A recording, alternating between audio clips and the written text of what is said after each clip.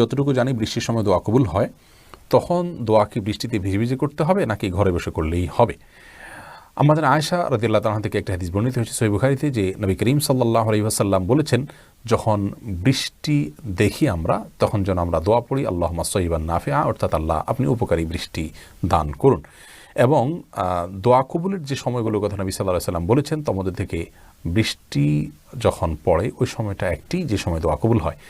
কিন্তু বৃষ্টিতে ভিজে দোয়া করতে হবে এমন কোনো শর্ত হাদিসে উল্লেখ করা হয়নি। তবে হ্যাঁ, একটা হাদিসের ভাষ্য থেকে বোঝা যায় যে নবী সাল্লাল্লাহু আলাইহি ওয়াসাল্লাম দুই সময় দোয়া কবুলের কথা বলেছেন। তার মধ্যে একটা হলো দোয়া ইনদান নেদা, আজানের সময় দোয়া কবুল হয়, ওয়া তাহতাল মাতারি, এবং বৃষ্টির নিচে দোয়া কবুল হয়। এখানে বৃষ্টির নিচে বলতে আপনি বাসায় বা কোনো জায়গায় আছেন, বৃষ্টি হচ্ছে, তাহলে আপনি বৃষ্টির নিচেই থাকলেন, কিন্তু এখানে ভেজার কোনো শর্ত দেওয়া হয়নি, বিধায় বৃষ্টি চলাকালীন সময় দোয়া করলে দোয়া কবুল হবে ইনশাআল্লাহ তাআলা। তবে বৃষ্টিতে ভেজা এটা আলাদা একটি ফজিলতপূর্ণ কাজ, যেটি বিভিন্ন হাদিসে এসেছে।